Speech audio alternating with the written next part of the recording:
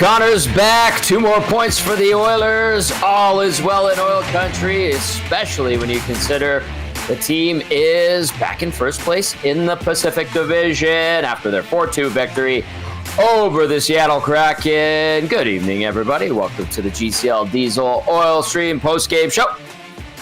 Tal Gazzola, Hernan Salas, Matt Cassian with you. Reed Wilkins will stop by later on in the program. Text us 780-218-9999. Get into the nasty chat over on YouTube. If you're listening on iHeart, TuneIn, of course, Apple Music, as well as the EdmontonSportsTalk.com audio player. Thank you so very much. And to those on YouTube, we appreciate you just as well. Yes, indeed. It's a victory for the Oil. And a satisfying one, I think. Much better than the game on Saturday. Edmonton now 32-15-3. The Kraken, who have been playing well lately. So to those that are like, they got to blow out a team like Seattle, I will mention Seattle had won 4 of its last 6, 3 of its last 4, and is playing desperate hockey despite missing Yanni Gourde and captain Jordan Eberle. They've also had Joey Decord playing exceptionally well for them, and the Oilers managed to get 3 by him on this night. GCL Diesel, of course, presenters of the Oil Stream pre- and post-game show and providers of the best diesel engine components around, from turbochargers to injectors, fuel pumps to sensors. They are the critical engine component experts, proud to serve Edmonton and Northern Alberta for over 50 years. Hernan Salas, what are you taking away from that Oilers win tonight? Yeah, an interesting game. Entertaining. I thought both teams had some really good looks, some really good chances. Just look at the Perry goal. The wily old vet, man, he makes me laugh. But I think Calvin Pickard solid once again. I think you got to look to the special teams. I mean, the Kraken PP was awful tonight, Tom. I'll give credit to the Oilers for sure, but man, when you can't even generate a shot on a 5-on-3, you know it's not going your way. A good battle, though, Tom. I thought the Oilers at times in the third were a little sloppy, a little sleepy. I know Burakovsky had a really good look there on a feed from Bjorkstrand, and Calvin Pickard made a good save. Connor looked good. He got his goal. I know people are upset that they followed Dusty for the cool bad parlay, and I sprinkled a little on that. I missed out on it too. Yeah, I think they had 2, but I thought Dry was good again. Yeah, and Mark gets a goal, Tom. Everybody's been talking about. He only has 1 goal, and it's on the empty net. And not anymore. Not anymore. Some really good performances, I thought. Some just okay. And then, again, I thought Connor Brown fought it a bit there. He did get the assist on the goal, so good on him. I thought Bouchard, again, with the turnovers in his own end, one that led to a goal. And then one that he was trying to make a pass. I get it, kind of the puck just kind of gets away from his stick there. But a rough night for number 2 once again in the defensive zone. And I just think the Oilers are the better team. And I don't think they were at their best again, Tom. But they found a way to score more and get to Joey Decord, who has really good numbers this year. But again, I look to the Kraken special teams, and I think that's where this game kind of turned. They couldn't get anything going on the power play. And the Oilers, again, get 2 points. And I know we've said this more than a few times this year. Not their best, but good enough to pick up the win. And I think that's what's most important here. Another solid 2 points for the Oilers. They keep stocking them up and try to lock down first place in the Pacific Division. Hey, Edmonton is the 3rd best team in the league right now. Yeah. Through 50 games, 67 points. Actually, 2nd most points in the NHL, because Washington and Winnipeg are tied at 71. Winnipeg's played 1 more game than Edmonton. The Oilers have played 1 more game than Washington. Pretty damn good. Edmonton 1 point up on Vegas. I know I saw a lot of people texting about that, and they're excited about it, and that's great. This is where you want to be. They've taken advantage of the Golden Knights, who are 3-6-1 in the last 10. Have they been perfect games, like you said, Hernan? No. Today was better than the Saturday win over Buffalo. Yeah. But it's a win. And not all of them are going to be textbook, I suppose. Yeah. But they get the job done. So let us know your thoughts, 780-218-9999. We're going to get into the scoring summary as well as the game stats from the Oilers' 4-2 victory over Seattle. They're 2-0 against the Kraken this year, 8 straight victories versus Seattle. They've only lost 2 times in 13 games to their Pacific Division rivals. Their newest Pacific Division rivals, and that's good. They're off to a good start against Seattle. And Seattle's been a decent franchise. They went to the playoffs once. They beat the Colorado Avalanche, who were the defending Stanley Cup champs that postseason.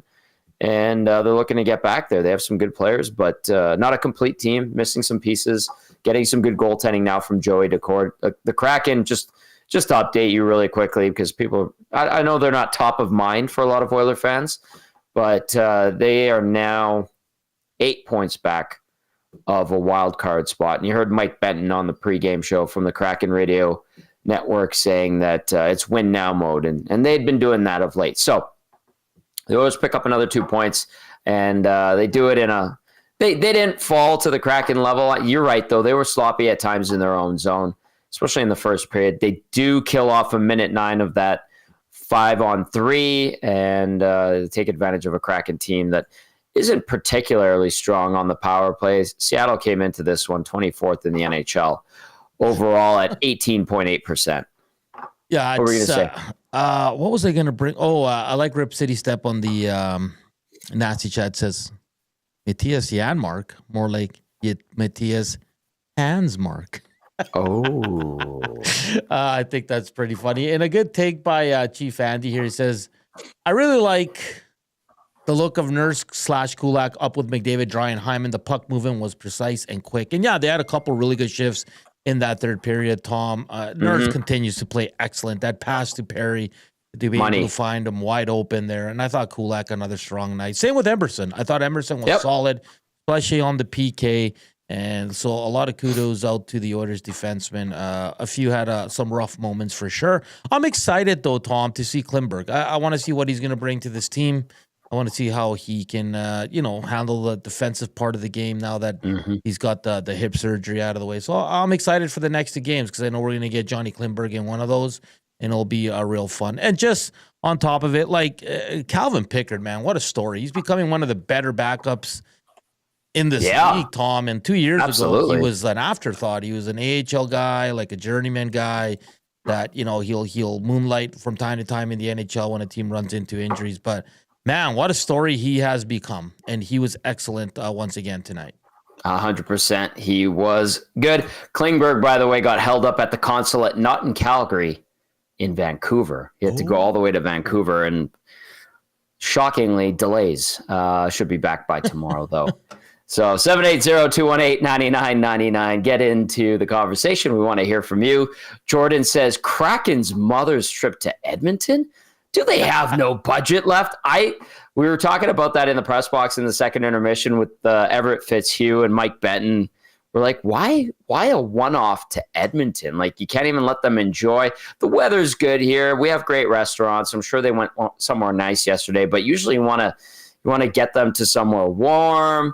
You want to get them like a spa day or something. They have a nice spa at the JW, but you're shoehorning this thing in, and apparently it was like the only little spot in the schedule that they could squeeze it in. And I was just like, okay.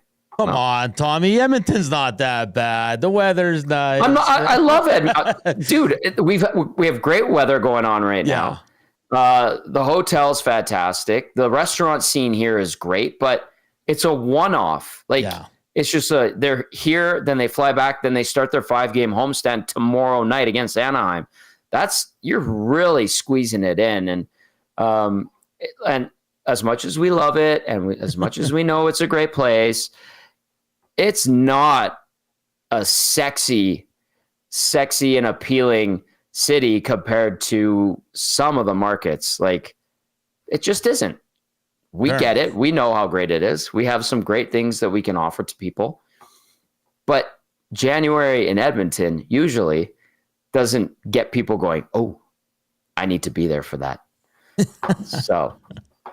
And I love it. Yeah. Anyway, I hope they had a great time. Their son's lost, and they're probably not mad. They're just disappointed. So there we go. Just like the Oilers' moms were when they went to California for a weekend. Ooh, yeah. Okay, let's get to the scoring summary as well as the game stats. Cast standing by. We're going to hear from Reed Wilkins later on. He's working the room right now. Edmonton wins it 4-2 against the Seattle Kraken in the first period. Edmonton sloppy in its own zone with some of the puck touches, and that leads to Eeli Tolvanen scoring his 13th of the year from John Hayden and Shane Wright. This one did get challenged for goaltender interference. I thought it would be interference because I thought Hayden went in on his own. Yes, Kulak with the push and the follow-up.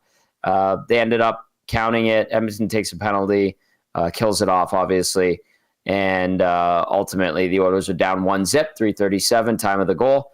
They do get the equalizer from Matthias Janmark, his second of the year, first against the goalie this season from Connor Brown and Ryan Nugent-Hopkins. I actually thought that line looked pretty good today. I'm curious to hear what Cass has to say about some of the combinations we saw line-wise. That goal coming at 14:27, 1-1. However, Vince Dunn gets the lucky hop off a deflection that fools Calvin Pickard to make it 2-1. Matty Beniers picks up the assist on Dunn's 10th of the year at 17:41, 2-1. After 1 for the Kraken, shots even at 12. In the second period, the Oilers just took over, especially the first 10 minutes. I don't think Seattle got its first shot till about 8 minutes into the second period. Connor McDavid, his 21st of the year from Leon Draisaitl and Matthias Ekholm, makes it 2-2 at 1:57. And then Corey Perry off a really nice stretch pass from Darnell Nurse. Perry just lingering at the blue line. Nobody paying attention. There's a flurry of activity in the Oilers zone, and Perry goes in on Decord. Decord kind of went for the half poke check, and Perry slips it through the wickets for his 9th of the season. Nurse has 18 assists, 9:38 time of the goal. Edmonton outshoots the Kraken 11-8 in that period, 23-20 in favor of Oil after 2. And in the third period, no scoring until Matthias Ekholm from his own zone says, enough of this stuff, and he fires one about 195 feet down the ice. It gets a bit of a fortuitous bounce as well. His 7th of the year, unassisted. And Edmonton walks away with the 4-2 win. Final shots, 31-28 in favor of the Oilers. They win the faceoff battle, 51.1% to 48.9%. Power play gets one opportunity. I think Draisaitl hit the post. Also had another good look that I think Decord made a good save on. PK, this is where the difference was. The Oilers very good on the PK, including that minute 9. They were down 5-on-3. It was Ekholm, Emberson, and Henrique that went out there to kill that one, the majority of that 5-on-3. So the power play 0 for 1. The PK 4 for 4. Hits 18-14 in favor of Seattle. Block shots 15-11 in favor of Seattle. Giveaways officially 22 for the Oilers to 16 for the Kraken. Takeaways 1 for Seattle, 0 for Edmonton. 4-2 is your final in favor of the Edmonton Oilers. And we're going to welcome in Matt Cassian, our game analyst. I'm going to give you the turning point of the game as the Oilers pick up another 2 points and have 3 straight victories. The turning point of the game brought to you, as always, by Advantage Sports Medicine and Physiotherapy, where they treat you like the pros. Our multidisciplinary team includes sports medicine physicians, along with highly skilled physiotherapists, strength and conditioning coaches, and massage therapists. Whether you're recovering from an injury or looking to enhance performance, we treat you like a pro using the same locker room approach trusted by the best in the game. And I am going to go back to the second period where Corey Perry was just lingering conveniently at the Kraken blue line, and there was a flurry of activity in the Oilers zone. The puck goes back to Darnell Nurse. He sees Perry all by himself, fires a great pass to Perry. The veteran picks it up, goes in all alone on Joey Decord, and tucks it past his pads and into the back of the net for the 3-2 lead. Perry, 76 career game-winning goals, as Jack and Louis were talking about on the broadcast. So that is your Advantage Sports Medicine and Physiotherapy turning point of the game as we welcome in the always fantastic Matt Cassian for the breakdown, brought to you by South Fort Chev. Reserve your 2025 Equinox Trax and Traverse now. They won't last long. They've also got the best discounts on 2025 Silverados, and they won't be beat. See dealer for details at www.southfortchev.com. Cass, a more satisfying victory tonight compared to Saturday afternoon. Is that a stretch or is that fair? Yeah, it's fair. Definitely more satisfying. They played much better. It was kind of a solid game. Like, I don't want to say they were great because I don't think they were great. They weren't utterly dominant, but they were solid. They were solid. You guys already mentioned a little leaky early on, a little leaky in the first period with puck touches and some puck movement issues, but overall a solid game. You get a good win. It didn't really feel the second they got that lead. Well, actually, the second they tied the game, Connor McDavid tied it. It kind of felt like they were going to win that one. Like they were in the driver's seat at that point. They end up with the win, and guys, overall a satisfying win. People should go home happy tonight. 780-218-9999. Get to the nasty chat. Comments, concerns, criticisms, or praise for the Oilers 4-2 win. Let us know your thoughts. Let's go to Shaggy in St. Albert really quickly. Shaggy with his breakdown says, another slow start after the initial McDavid buzz. A couple more of those patented Bouch blunders. Yes. Arvidsson, another lackluster game. Arvidsson was 16 points total this season. Holloway got his 16th goal tonight. Again, let an inferior team stick around until the end. Another night of sloppy play in defensive zone. Pickard solid, made sure the Kraken did not tie it. PK was great tonight, changed the momentum multiple times. Oilers too passive when the opponent pulls goalie. Wow, a fluke long range clear actually makes the empty net. Win is a win, I guess. The McDavid crutch is back. A lot there to process. Hernan, Cass, what would you say to Shaggy, who is hard to satisfy? Did he say the Hernan, I'll let you take it first. Did he say the McDavid crutch? Yeah. Yeah. Oh. Slow start. I thought at times in the third they were sloppy too. They gave Seattle some good looks. Yep. But all in all, better than the Buffalo game. The PK was really good. I think it's a combination. Seattle was really bad on the power play, especially that 5-on-3. They couldn't get anything going there. And kudos to the Oilers. They were able to clear the puck when they got the opportunities. But yeah, I think Shaggy's in St. Albert. I get to an extent, but I think we're being a little too harsh. I mean, I wouldn't put Seattle at the same level as Buffalo. I think Seattle's a little bit better. They compete, a little bit higher up in the standings as well. And it's a Monday game, 7:30 start. No excuses, but I think Loomis on the Nasty Chat said it. It was kind of like a ho-hum kind of game. I found it a bit entertaining at times, sure, but they were able to win, guys, and that's all that matters here. And I think Cass made a good point. I'd even take it a step further. Like, even when McDavid made it 2-2, even at 3-2, at no point did I think that Seattle was going to get back in this game. I don't know. It was just one of those feelings where I thought the Oilers were just going to lock it down. I thought Pickard was solid, seeing the puck well. So, Shaggy, he likes to be a little bit hard on the team, and that's good. I mean, that's what fans do. But sure. The McDavid crutch is an interesting comment, guys. Yeah, they played pretty well without him for the most part. It was 3 games. I will say I like your point. It was kind of ho-hum. Like, it wasn't an overly exciting game. Yeah. There was that little sequence, and Perry ends up scoring where it was like just like a back and forth for like 2 minutes, where it was just like someone's going to score in that moment, where it kind of was a satisfying finish to have Perry get that goal. The one crossbar, I think it was that Henrique on the crossbar. There was a couple of them tonight. Hyman, sorry, that was Hyman. Yeah, right in front. That's right. Yeah, got it totally wrong. Draisaitl had a couple of bars too. He had a couple bars too. So there's some chances there. It wasn't like a high event game, but it still should be a satisfying win. Like, Shaggy, I get that you're taking the pessimistic view here, but it wasn't. It wasn't a win like the other day where your goalie had to bail you out and you played horrible the whole night. You played well and well enough to win. You didn't play great. You played well enough to win, and you get the 2 points. Guys, that's what it's about. They get the 2 points. First place, like Troll said in the inbox, in the division, and they can build their game up. They're probably going to get another tough test. Maybe a similar game to tonight from the Detroit Red Wings, who've been much better since Todd McClellan has taken over. They've had a resurgent Cam Talbot. Talbot was an all-star last year. I should remind myself of that. But I think where Shaggy is 100% bang on was in their own zone tonight, guys. Edmonton, especially in the first period, not good. Like, bad giveaways, blunders. It seemed like the puck was a bit of a grenade on their stick in the first. I think they cleaned it up in the second period. Is that fair to say? Yeah, well, I mean, clearly they cleaned it up in the second period. You just look at the shot total and possession total.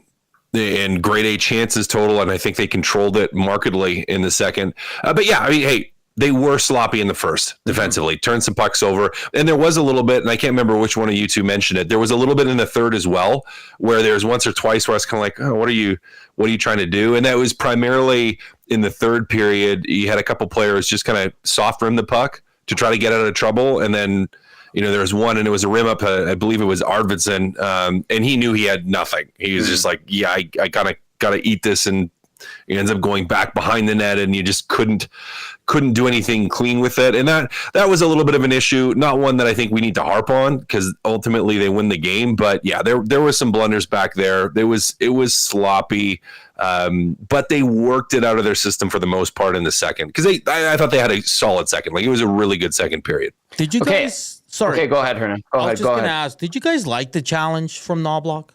I did. I was like, I think that's coming back. And I know John Hayden, to me, Hayden went in on his own, and then Kulak had the push after. And with the way the league calls these now, you got a chance. I'm saying there's a chance. So I don't know. Cass, what you think? I thought it was one. It's a tweener one, but I did think it was going to get called. Again, just kind of going to what has been called and what we've seen been called so far this year as a goal or as goaltender interference. I thought it was going to come back. I mean, I guess he kind of puts his arm out like Pickard, and maybe that's the argument, is he's initiating, but it's like, well, he's trying to not get run over, and what do you expect the guy to do? So yeah, I didn't love it, but it wasn't like one where I was furious that they lost the call. And ultimately, I mean, it's okay that they did, because Seattle's power play sucked tonight. Like, it wasn't very good. That's a fair assessment. I thought it had a chance of coming back. Like, I really did. I was like, oh, this might come back. Obviously they didn't see enough.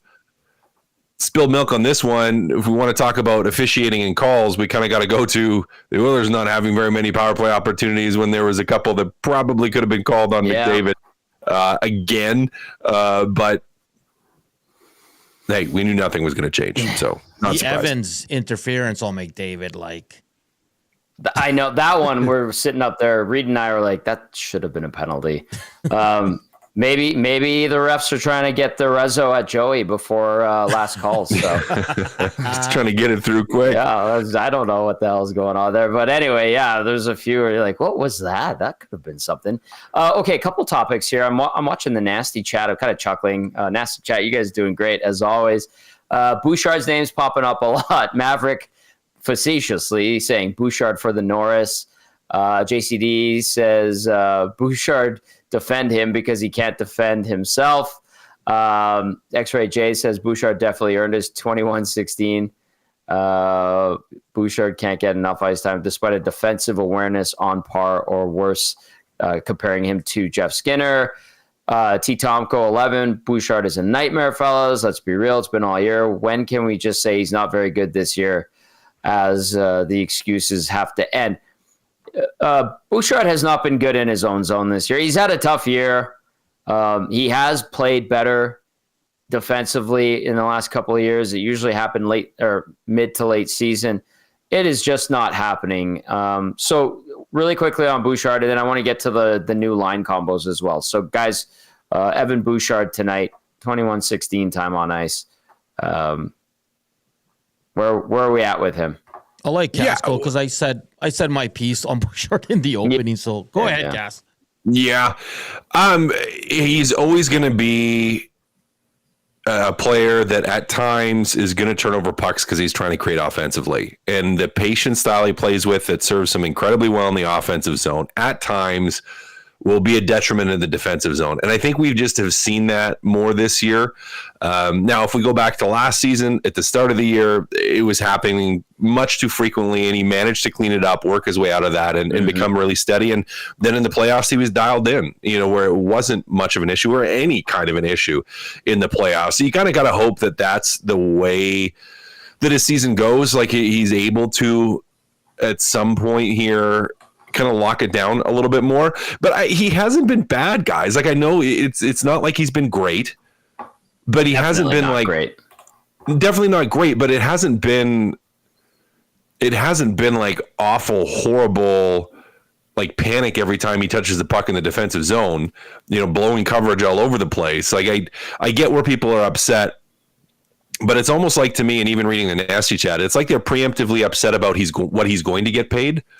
Right, like they're looking at what the next contract's going to be, and that's why they're frustrated with it, because they're like, "Oh crap, we're going to have to pay this guy how much money?" And we're seeing some of these mistakes that he's making. But the reality is going to be, his price is going to be set by the market. The guy puts up points, and yes, he plays on a fantastic power play with fantastic players, but you still have to have offensive awareness to do it, and he does.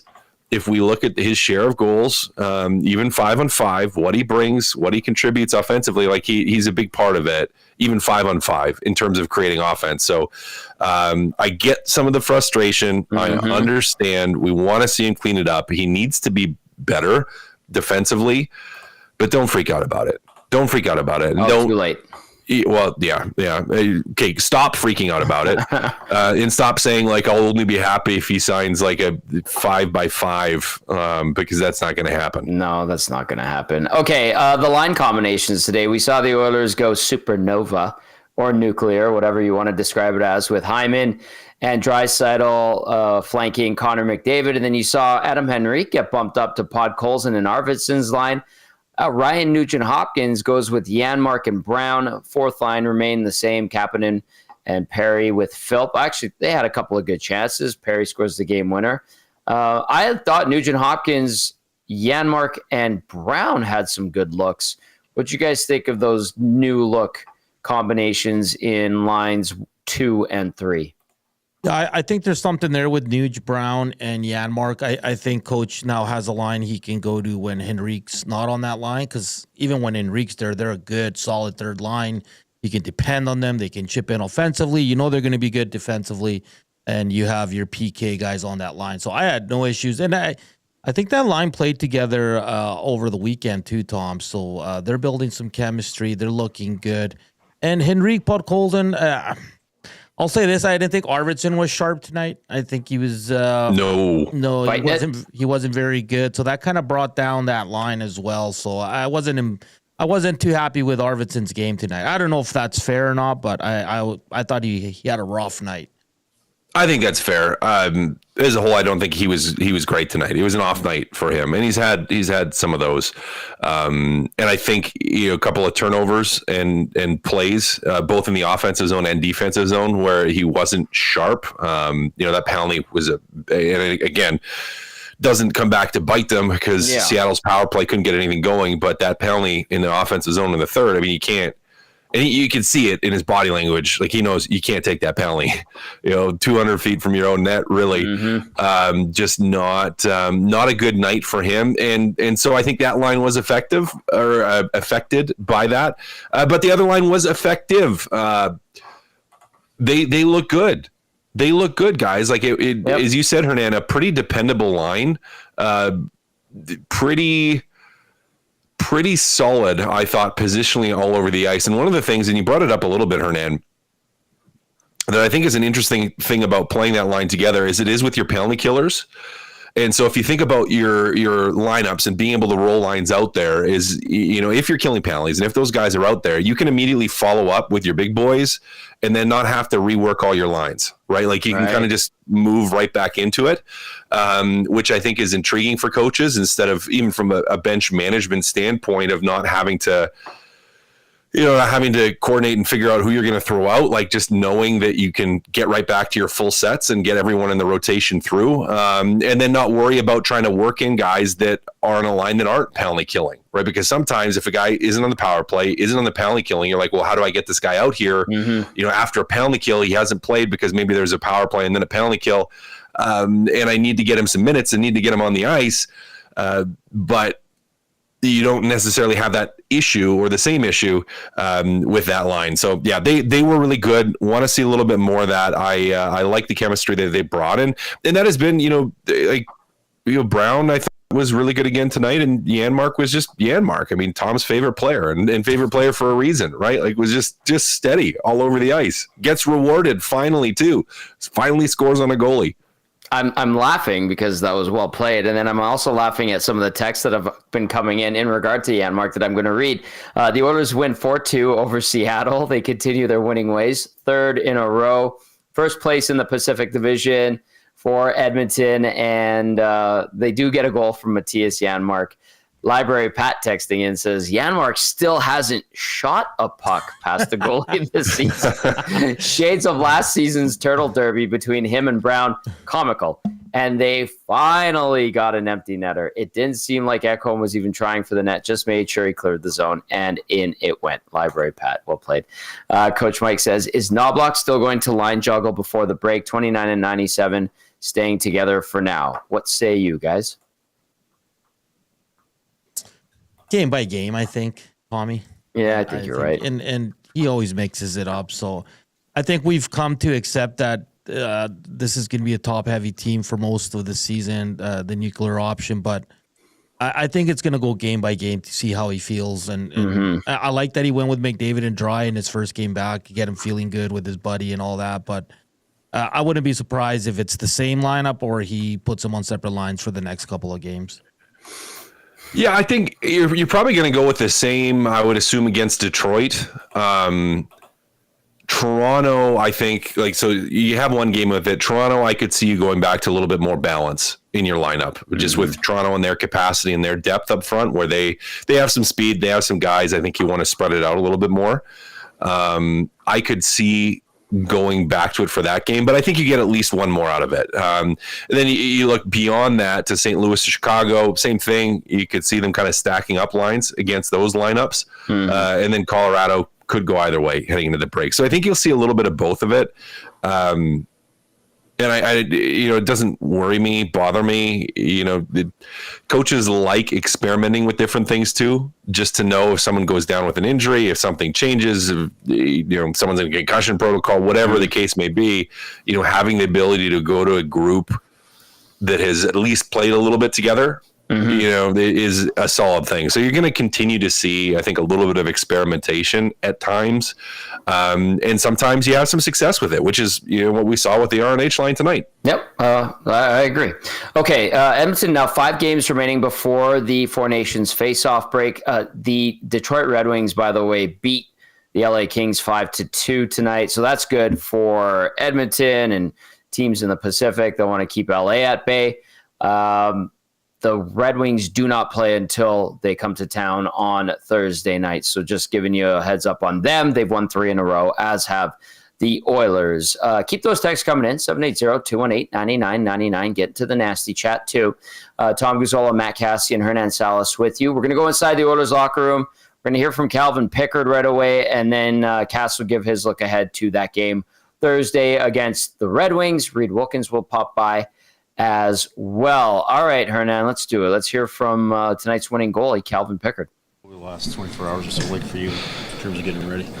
Yeah, I knew it was, close to kid time for him. Obviously, I got a text that he was heading into the hospital last night, so I went to bed preparing to play. Felt like a similar game day to the rest of them. And it was nice. Good win. Calvin, 9-1 in your last 10 starts. Can you maybe take us through where your confidence is at and what it's taken for you to rebuild that confidence? Because a couple of weeks ago, you did first and foremost, nice playing behind such a good team. A team that knows how to win, expects how to win every single night. And I just have to go out there and do my job and trust my teammates they'll do theirs, and they've been doing that. What have you been doing to kind of rebuild that confidence? Obviously practice, getting my spots early, seeing the puck through traffic, and, there's a variety of different things, but, not getting away from what makes me successful, and that's being assertive and pushing the envelope. Why does this team have such a good penalty kill? Veteran guys, experienced guys that have good chemistry with each other, the pairs, the D pairs, and that was a big reason why we won tonight. Is it predictable for you as a goaltender as to where the other team's going to be forced to move? For sure. When our PK's going, obviously there's a lot of good players in this league, and they're going to earn some looks, but it is predictable, and that's exactly that. It can go up over, get a flank shot, and that guy's in the lane for the far side, so you can kind of step out on the short side. So very predictable, and definitely a big reason why we won tonight. When you're the goaltender on a team that's so good at coming back, you can't always have it in the back of your mind, whatever the score, like, just gotta keep it dialed here because you know the team's probably gonna push it. For sure. We're an explosive team. I think there's been a lot of games where I've played this year where we're down after the first, but we're not getting discouraged. We expect to come back in games we play really well when we're down. So after the first, it's 2-1. It's frustrating. It's not the start you're looking for, but it was right there for us. Big goal right at the start of the second, and got the lead and didn't look back. You had a U of A guy backing up today, probably not going to be in the NHL ever again. Do you have any advice for a kid like that coming into a situation like that? I wouldn't rule that out. I saw him in warm-ups today. He was dialed in. He looked really good. But no, great kid. Awesome to have him. He was a good soccer player actually before the game too. So it was nice to have him. Obviously a cool experience for him tonight, and he's 1-0. There you go. There's Calvin Pickard picking up another victory, and you heard 9-1. Tony Brouwer brought that up, and then our own Reed Wilkins asking him about the PK and predictability, and Pickard just said, "Good veteran guys, Cass and Hernan," and that's helping him a lot. But he seems like he's in a really great spot there, and his confidence has to be pretty high. Well, it has to be when you're 9-1, and I will agree with Reed. I think that was a great question, and I'll agree with Pickard's response as well. Like, they've done a really good job of forcing looks, as he said. There's really great players. Sometimes there's going to be opportunities when you have the power play. I mean, there's just good players can create, but what you're trying to do is you're trying to force the lowest percentage in that, and they've done a really good job of that. After the first couple of weeks of the season, the penalty kill couldn't do anything right for a really long time, but they have slowly built and built that momentum up to. I don't want to say they're quite at the level that they were in the playoffs, because they were absolutely dialed in the playoffs, but they're playing really, really well. The Killers, they've seemed to got back to that level of comfort, and it's just continued to build Pickard's confidence and the team's confidence in their penalty kill. PK sitting 22nd after tonight, 77.4%. Just took a look at NHL.com stats. And by the way, Logan Thompson was a U Sport goalie who just today signed an extension, a nice big juicy one that'll see him make just under $6 million per year. So Tyler Pollock getting a look in the NHL behind Calvin Pickard. Never say never, right? Never say never. You never know. No, especially for goalies developing slower. I mean, there's never say never. Intense soccer player. That's funny. Good line by Pickard. Can I take that back? Not never say never.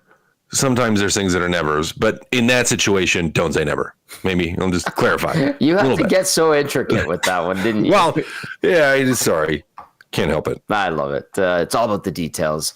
All right. Do you have anything to add about that, Hernan? No, all good, man. All good? Okay. Cass, it is the Detroit Red Wings Thursday night. Both of these teams, Edmonton and Detroit, on 3-game winning streaks. They've been a better team, the Red Wings have, since Todd McLellan has taken over for, was it Derek Lalonde that was back there coaching them for the last few years? How does Edmonton need to adjust its game to make sure that it turns it into a 4-game winning streak and denies Detroit that opportunity? Yeah, I think you're just going to want to find some consistency in your game. That sloppiness that was there in the first period, you don't want to see that happen again. I know you were able to come back, and this team has a fantastic ability to come back just with the guns that they have, the weapons that they have the ability to get back into the fight. But you don't want to put yourself in that position against a Detroit team that's trying their best to claw back into some kind of a wild card playoff race. Now, I don't think they're going to. They're 2 points back. Yeah. But when I just look at the other teams, so New York right behind them, Columbus, I think, is playing really well. Tampa and Boston in front of them. Yep. It's going to be tough. Yep. It's going to be tough, but they're trying to make a push. They've been playing much, much better recently. And I think you have to realize that from a confidence standpoint, that this is a team that's playing well.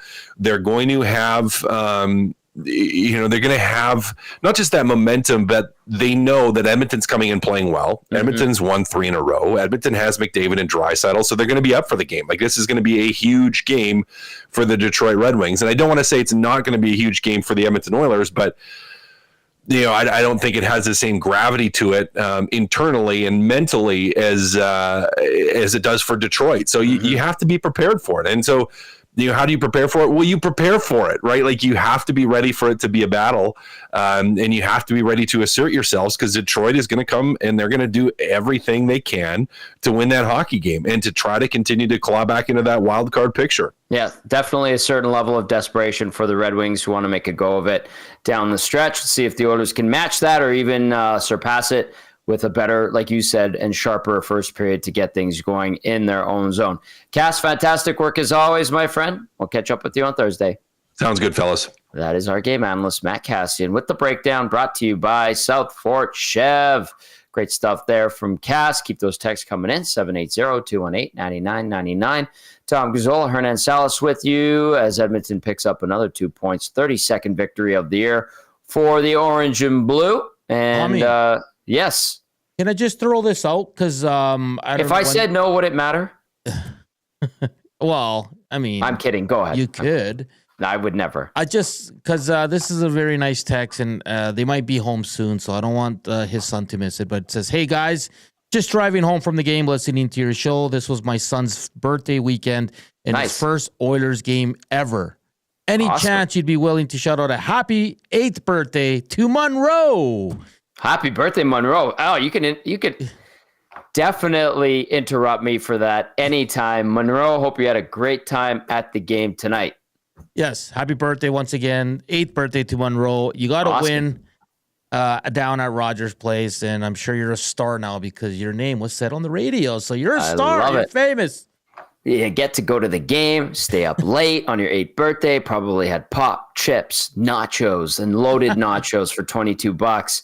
And all kinds of goodies. That is a great birthday gift. Well done. Congratulations to Monroe going to the game, and a happy birthday, young man and Oiler fan. Indeed, gets to celebrate his team winning against the Seattle Kraken. Hernan, I love it.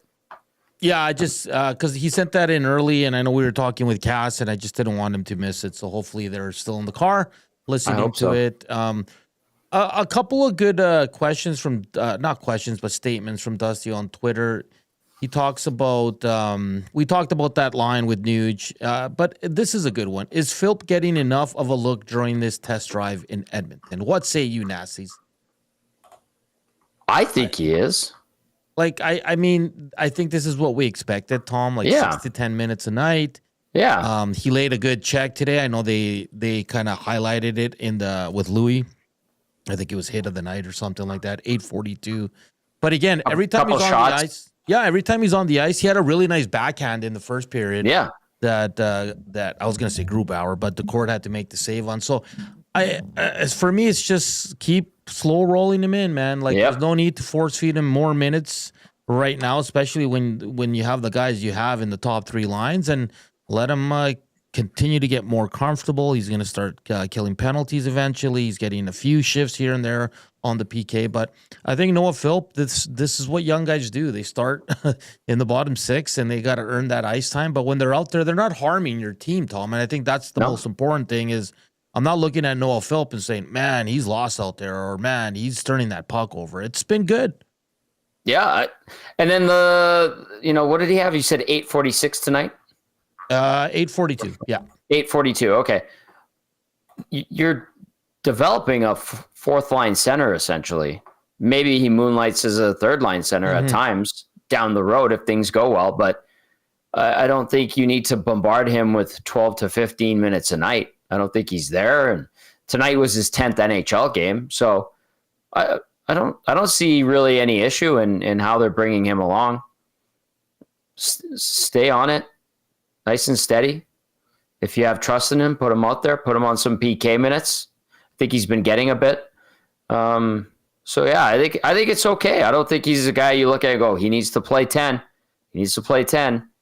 I think it's been all right. That's how I look at it. Let us know your thoughts for 780-218-9999.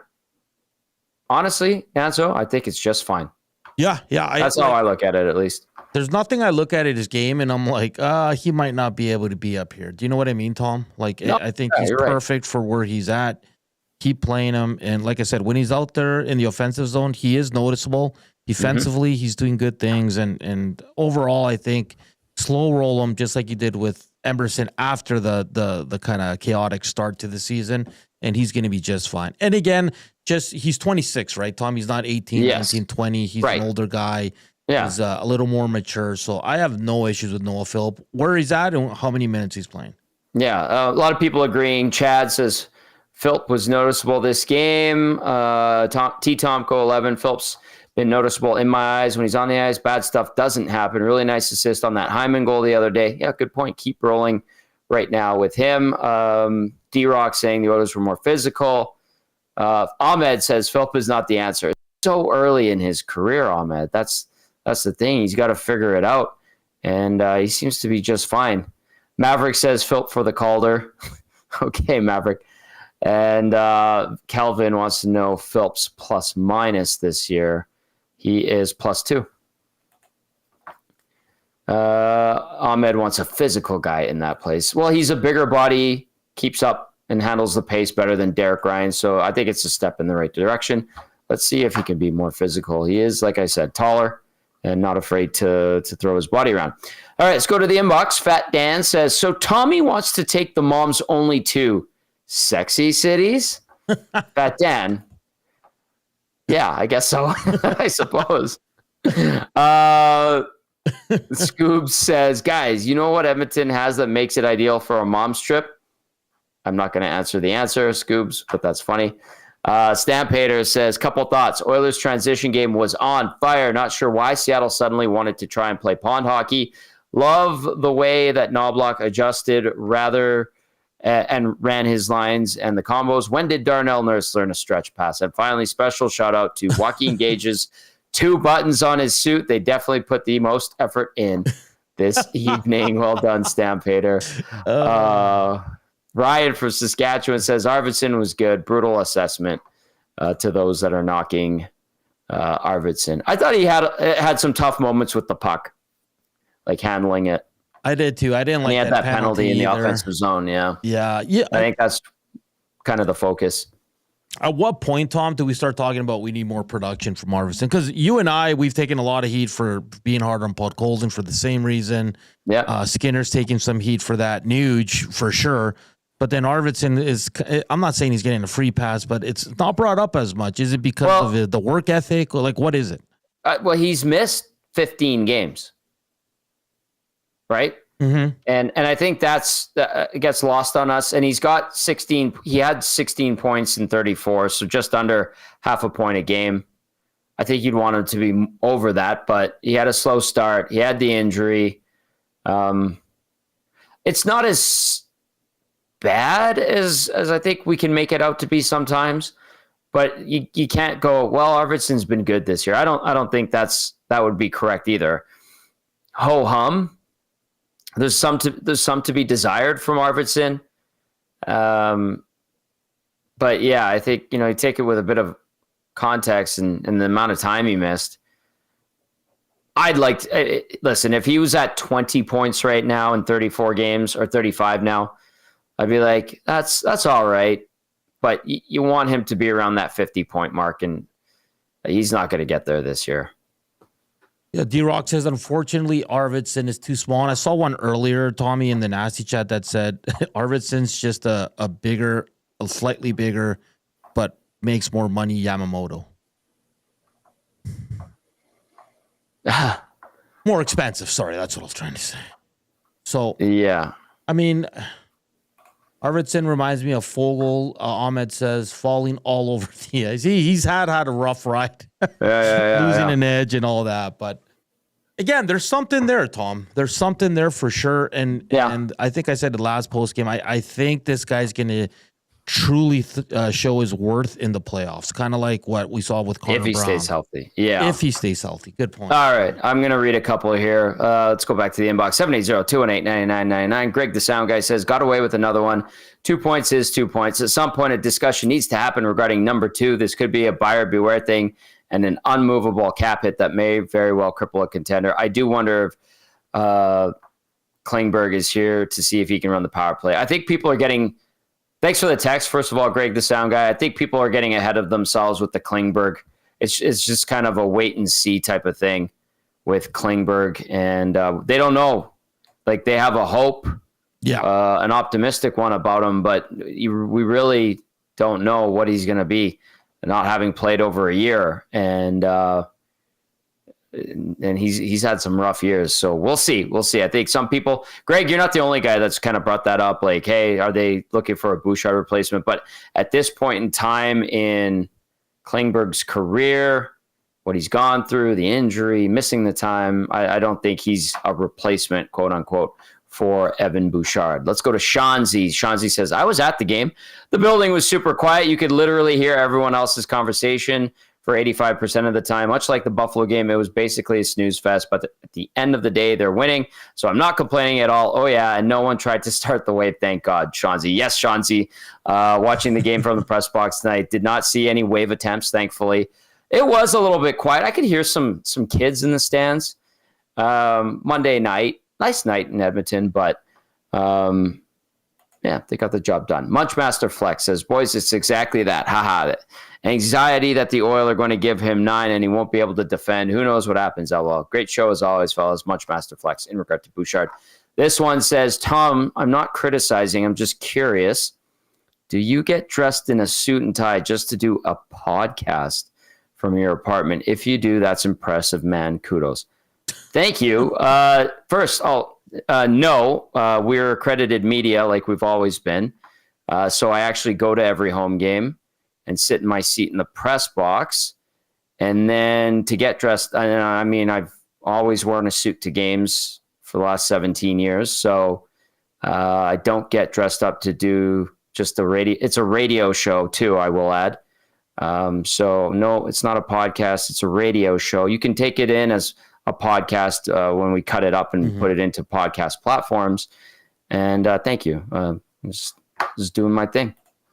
Just doing your thing. I like this one. It says, first NHL game, driving the Zamboni tonight for the Oil. Can I get a shout out, boys? Kaiser. Nice. Kaiser. All right. God. Mr. Zamboni. Were you nervous? Let us know. No. What were you feeling? No. That's awesome. Kaiser, you don't have to do the outdoor rink in the district, do you? Because I always feel bad. I see whoever has to do the late shift and they're out there at like 10 o'clock at night and it's cold as you know what. And I'm like, oh, that's got to suck. So Kaiser, kudos to you. Congratulations getting first game doing the Zamboni. That's got to be one of the most, I'd say, I wouldn't say high pressure because there's a lot of high pressure jobs, but pressure job because you got 18,000 people staring at you, Tom. And if you make a mistake, oh boy.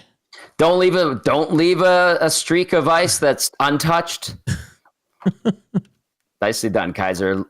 That ice is so good. Hernan, it's like glass. You get on there and you compare it to any other ice in the city, and you're just like, oh, this is NHL ice. It is absolutely phenomenal. So Kaiser, well done, sir. Congratulations. Working the Zamboni for your first NHL game tonight. I see Reed Wilkins is ready to go. Before we get to Reed, do you want to do the player of the game, Nanso? Sure, let's do it. All right, let's go to the player of the game, brought to you by Damon Bunting Real Estate. Damon Bunting has been a consistent top-producing realtor in the greater Edmonton area for over 17 years. He and his team would love to help you find that right home or make the move from your current home. He's community-driven and understands what it takes to make a difference in our city. Check him out, DamonBunting.com, or visit his Instagram at Damon Bunting Real Estate. Hernan, take it away. Yeah, a lot of, about 4 options I was kind of contemplating here, but I'm going to go with the Viking, Matthias Ekholm. I thought he was fantastic tonight. He had a couple key block shots. I think one on the PK. I think it was on the 5-on-3. He was outstanding. 1 goal, 1 assist, 2 points on the night, +1, led all defensemen, 24-42. 6 shots on net, Tom, 2 blocks, 1 hit. I thought the Viking was outstanding tonight. He looked angry, too. I loved it. So, there's honorable mentions to Pickard, McDavid for sure, but I'm going to go with Mr. Matthias Ekholm tonight, Tommy. Nice. He was just angry, and he just bullied that puck 195 feet into the empty net. So there you go. The Damon Bunting Player of the Game brought to you by our good friend who's now with the agency, Damon Bunting. Matthias Ekholm. Okay, Reed Wilkins is ready to rock. Let's get to it. If you have any questions or thoughts and want to chime in, 780-218-9999. Get into the inbox. And then, of course, if you're watching on YouTube, go into the nasty chat.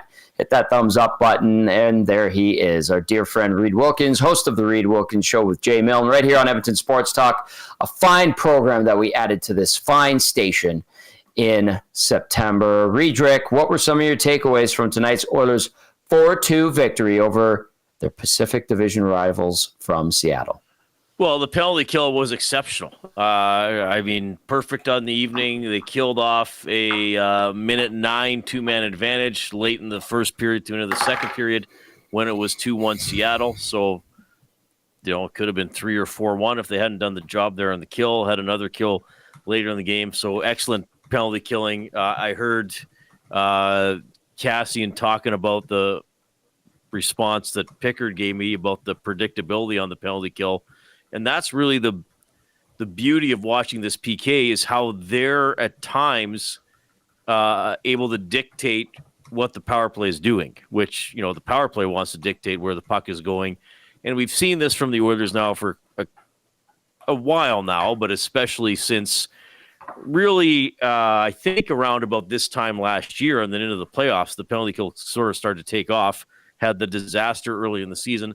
But they talk about their routes and where they're going, and they never chase a puck unless they know they can get there or force the other player to. Is that a little better on the volume? Oh, very nice. Okay, or at least force the player to put the puck, do something in a rush, and then another penalty killer can get there and try to force that play. So it's very good to watch. And then plus they, both goaltenders have been making a lot of good saves on the PK when needed as well. So, I mean, to me, that's a big story. 4 for 4 on the penalty kill.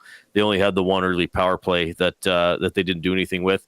And then I just think that we're continuing to see how that the Oilers are a very mature team. And yes, they do not play perfectly. They do not have a lot of blowout wins where it's, like the 6-2 Vancouver game. But most times by the end of the night, they have more goals. Like they've done more. They've handled situations better than the other team, or they've gotten the big goal when they've needed to take the lead. For example, with the Perry breakaway goal today, which was such a crazy sequence. I mean, that was almost 2 minutes of very frenzied hockey. With Pickard made a couple of saves. That was Hyman hit the post with the open net about 33 seconds before Perry had the break. Yeah. I said this to you in the press box. It was almost as like, the dad went on the ice and said, "Enough, kids. I'll score, okay? Everybody calm down." So, he's having a pretty good season. Yep. Well, I think even by Perry standards, maybe even a great season given where he's at in his career. So yeah, just another solid win, banking another 2 points, and leapfrog Vegas again for first place. Do you think we're going to be seeing this all the rest of the way? Is Edmonton and Vegas up and down, and they're going to minimize their losing streaks? Because Edmonton's done that essentially all season long. The only time they lost 3 in a row in regulation was the first 3 games of the year. Vegas has kind of hit a bit of a snag, 3-6-1 in their last 10. And Edmonton's taken full advantage. Do you think that this is now a 2-horse race and that's it? I would say probably. I mean, now, LA's always had games in hand, but now those don't even, I don't think points percentage-wise, those even add up to LA really having an advantage, even if they win all their games in hand. I can see them going back and forth, but Edmonton is just playing so steady. Like, I'd have to give them the inside track now, to finish first in the division by the end of the season. Still, a little over a third of the season left. But we've seen, I mean, again, really, Tom, whatever day you want to pick in November, like Jay and I have been using November 9th because that's the day they beat Vancouver 7-3. But really pick any day in November. Like since then, the Oilers have been awesome. I don't think is an understatement. I mean, double-digit games over 500. I mean, what is it in their last 29? 22-6-1? I mean, it's pretty damn impressive. That's a dream come true if you think about it, how well they've been playing. So, Yeah, I think it probably will be them in Vegas. Like, really, Tom, I'm going to throw this out there. Like, let's think about first in the Western Conference. Let's not just think about first in the division. Let's think about having the top record in the Western Conference. I think that is also attainable. Like, how far behind Winnipeg are they now? 4 points with a game in hand. I mean, it's not, and they play the Jets twice still. Yes. Right? So I say let's think big. Let's look up in the standings. I mean, this isn't a barely above mediocre team where you're saying, well, let's get the first wild card instead of the second. Like, think big. Why not? There were too many years of being out of it by the end of November that is still, not that far in the past when you think about it. I say think big. Look to the top. Look, President's Trophy. Why not? That's what Noah said in the Nasty chat. Sure. Yeah, like they're only 4 points behind the Capitals now as well, assuming I got the update here. So, yeah, look. I always think look up in the standings. Don't think about who's chasing you. Look up. There's only 2 teams ahead of the Oilers. Try to pass those teams. 1 game at a time. They are third in the National Hockey League right now. All right, Reed Wilkins with us here on the GCL Diesel Oil Stream post-game show. Edmonton with a 4-2 win over Seattle. 11-2 against the Kraken since they came into the NHL 4 years ago. They have 2 more meetings in March versus Seattle as well. I know overall it's a good night, Reed. It's a more satisfying victory than Saturday afternoon against Buffalo. There were some elements of the team game that weren't particularly great. Sloppiness in their own zone. We talked about that a bit. What did you think of Victor Arvidsson? Because we've had some that are like, hey, Arvidsson wasn't good tonight. We've had a few saying he was just fine. Where do you come out on Victor Arvidsson? And then the line changes that we saw, the line combinations going into the game with Henrique basically taking Draisaitl's wingers and then Nugent-Hopkins inheriting Henrique's wingers in Brown and Janmark. I didn't see any big negatives in Arvidsson's game personally. He didn't play a ton. He played 11:04. I did notice that he really wanted to shoot the puck tonight, and I'm just double-checking the stat sheet. He had 8 shot attempts, 4 of which were blocked, 2 of which went wide, and 2 of which were on net. He has had a tendency throughout this season to really want to shoot, but yet to almost flail at the puck and not get a great attempt away or even fan on one-time opportunities. I heard a little bit of the discussion driving home after the game, and somebody wrote into Jay and I this afternoon, like, why doesn't Arvidsson get scratched when Jeff Kennedy gets scratched? I would agree that Arvidsson's offensive stats are overwhelming. Like, I thought he could score 20 goals and maybe even have a shot at 30. He might not even get to 15.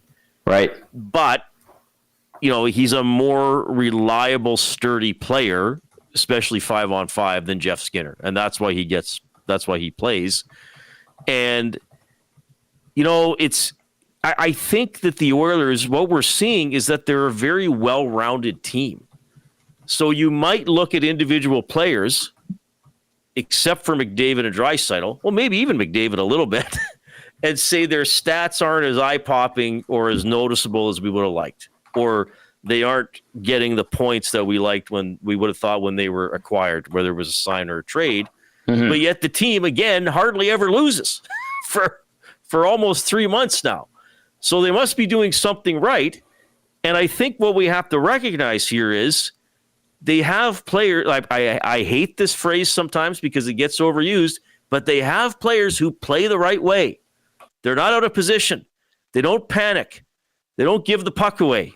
Bouchard excluded tonight, who had some horrific moments. Yes. But I'm not trying to start to pick on him again. Don't worry, we did that already. But, it's not, again, put October behind us. They aren't running around like a bunch of beheaded chickens.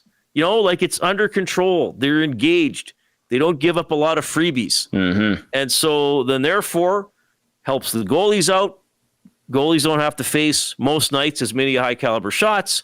And then they have enough talent to get as many goals as they need at the other end. So I get it. It'd be great if Arvidsson already had 18 goals and we're talking about him having a chance to get 30. I get it. But again, the team hardly ever loses. So some of these quote unquote problems that the Oilers have can't be very big problems if they're racking up. Well, what are we at? 3/4 of their points, pretty much for the last extended streak. So, And then people will bring up, well, what about in a playoff series? What about in a playoff series? Guys, I don't know. I don't know where they're going to finish or who they're going to play in a playoff series, but they're going to be a pretty tough out regardless. Ro Nelson in the nasty chat brings something up. I'm curious to see what you guys think.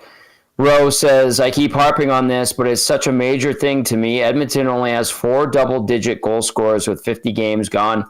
That's last in the NHL. Top-heavy team is right. Over half the total goals scored by 4 guys. How would you respond to that? Well, I kind of the same way I just responded. Like, if they're that deficient, why do they have such a good record? They have the 4th best goal differential in the Western Conference. Well, Winnipeg is way ahead. They're plus 56. Dallas, Vegas, and Edmonton are about the same each at plus 35.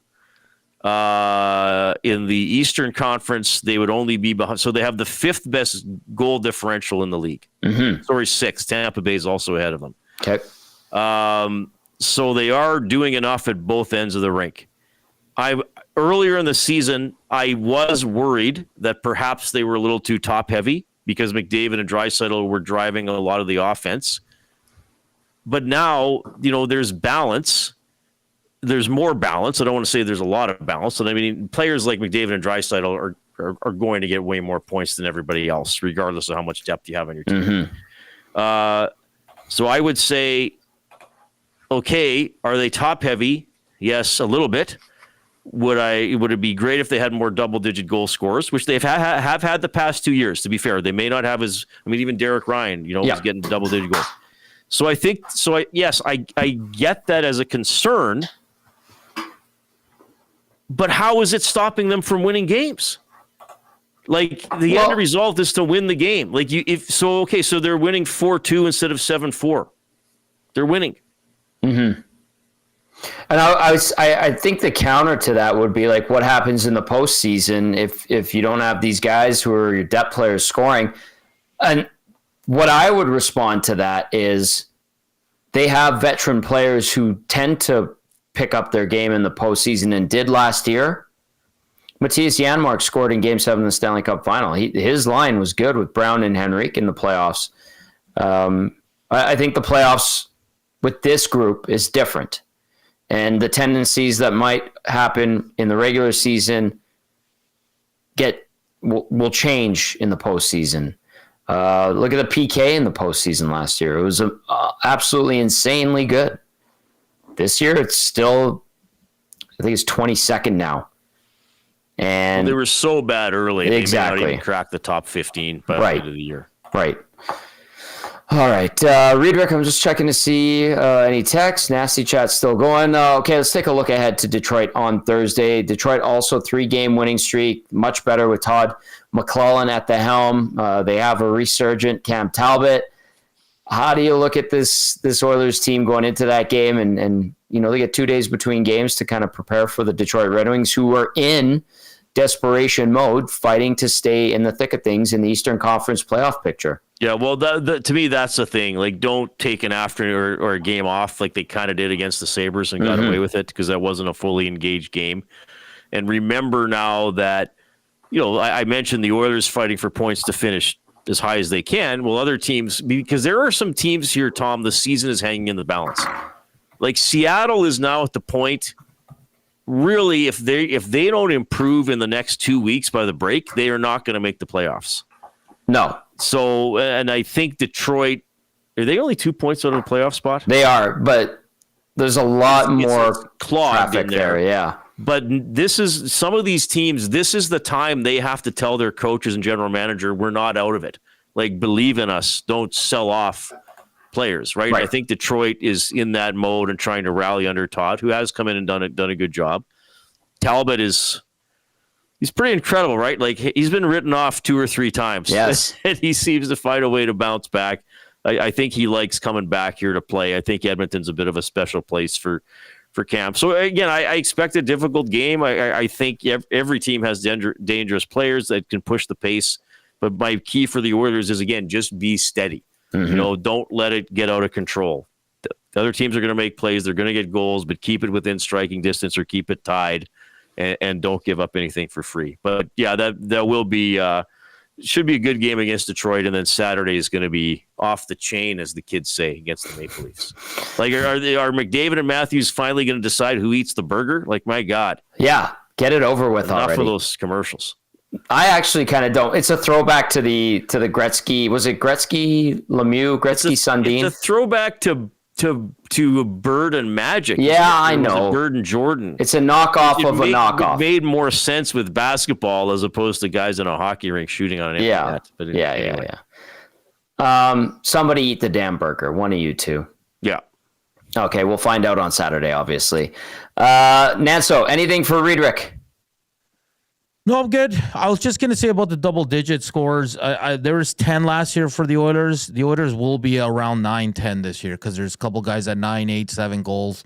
They're going to get to 10, so I agree. I don't think that's something we should be looking at. The Oilers will still have 9 to 10 double-digit scores, the same as last season, guys. So No. I think that's just being a little, what's the word I'm looking for? I think we're looking into that stat a little too much. Good point. Good reminder. Riedrich, great stuff as always, my friend. I will see you at the station tomorrow. I look forward to it, Tom. Heard on you too. Thanks, buddy. All right. There's Reed Wilkins, host of the Reed Wilkins Show right here on Edmonton Sports Talk. Catch him Monday to Friday, 3 to 6 with Jay Milne and the Coob. Great show. That's your afternoon drive show right there. Clear choice for Edmonton sports. We've got it for you. Great programming, and it's nonstop, Nancito. Any final thoughts from you? No, it's a nice little win here. Detroit, yeah, I agree. It's another team that's kind of, they're looking to get into the playoffs. They're rolling with their new coach. It's for a lot of these teams here, they're playing some desperate hockey. Where the Oilers, I'm not saying they're not desperate, Tom, but they're more, hey, we're good. We're playing it. They should be comfortable. Yeah, they're comfortable. They've earned it. That's the perfect word. Where these other teams are like, they're fighting for their playoff lives. So they got to. It's almost like the Oilers got to be up for these games more than the other teams have to be up to play the Oilers. But Detroit, every time they're in town, it's a fun one. So looking forward to Thursday. A couple days off for us, Tom, on the pre and post. So it's going to be fun, and then we'll see you Thursday. Yeah, no actual days off because we're back tomorrow. No, I'll be in for the hangout. You're going to have EST afternoons, pre and post days off, which is worth noting. We'll take a little bit of a breather. I know that we're probably going to enjoy the 10 days as the Four Nations face-off takes over the NHL landscape. But we're back tomorrow. Starts with the Nielsen Show at 6, then the hangout, then you got the lock shop, then Nanso, or two guys and a goalie, then Nanso and the goalie, Joaquin Gage, have EST afternoons from 1 to 3, and then Reed and Jay bring it home from 3 to 6, drive time right here on Edmonton Sports Talk. That's going to do it for the GCL Diesel Oil Stream post-game show. Another good one. Lots of fun, lots of interaction as always. The Oilers, another win, their third straight, 7 last 10 games, first place in the Pacific Division. Hey, Reed said it. Why not chase down first in the Western Conference? 4 points back of Winnipeg and 1 game in hand. For Reed Wilkins, for Matt Cassian, and the Latino Heat, Hernan Salas, I'm Tom Gazzola saying thank you for watching. Thank you for listening. We'll see you on Thursday. Until then, we'll catch you from 6 to 6. Have a good night, everyone.